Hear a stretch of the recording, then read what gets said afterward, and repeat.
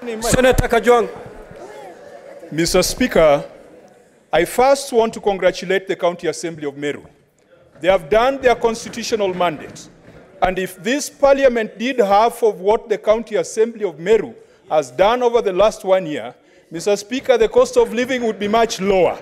And some people will not be living in the houses they are living up on hills. I want to congratulate the County Assembly of Meru that whatever the outcome of today, they should not go home feeling that they did the wrong thing. They undertook their constitutional mandate. Mr. Speaker, today we are damned if we do, we are damned if we don't. Let me make it clear.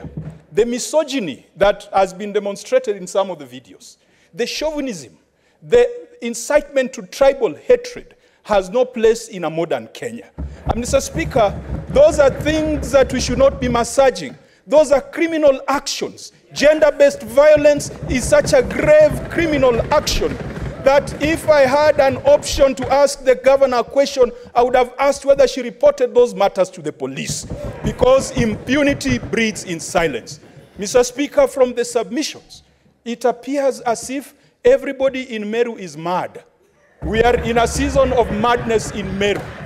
And that, Mr. Speaker, the only sane person in Meru today is the governor and the spouse. That is what has come out of the submissions. But, Mr. Speaker, could that be true?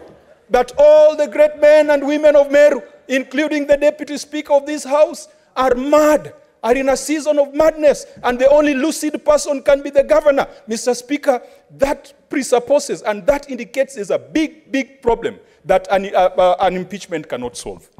Mr. Speaker, we have a patient with 2 damaged kidneys. We take out 1 kidney, the patient will not survive.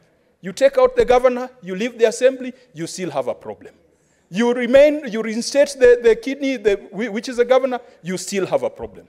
Mr. Speaker, Article 192 says that where a county government has irretrievably broken down, that county should be suspended, that county should be sent to a fresh election.